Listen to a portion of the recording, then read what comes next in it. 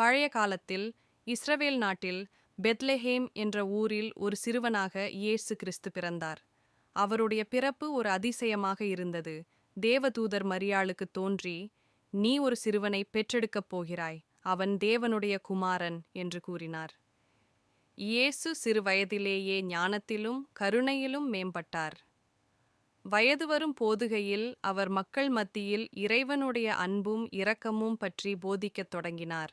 அவர் நோயாளிகளை குணமாக்கினார், பசியுள்ளோருக்கு அன்னம் அளித்தார், பாவிகளை மன்னிக்கச் சொல்லினார். ஒரு தடவை பஞ்சாபத்து 5000 பேர் பட்டிருந்த மக்கள் கூட்டத்திற்கு அவர் வெறும் 5 அப்பங்களாலும் 2 மீன்களாலும் உணவு அளித்தார். இது ஒரு பெரிய அதிசயமாக மாறியது.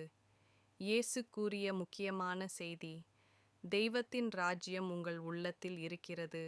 நேசிக்கவும் மன்னிக்கவும் நற்செயல்களை செய்யவும். ஆனால் சிலர் அவருடைய போதனைகளை விரோதமாக கருதி அவரை சிலுவையில் அறையச் செய்தனர். ஆனால் 3வது நாளில் அவர் மீண்டும் உயிர்த்தெழுந்தார். இது உலகம் முழுவதும் அவரை பற்றிய நம்பிக்கையை ஏற்படுத்தியது. இன்று இயேசு கிறிஸ்துவின் அன்பும் இரக்கமும் கோடிக்கணக்கான மக்களின் உள்ளங்களில் வாழ்கின்றன.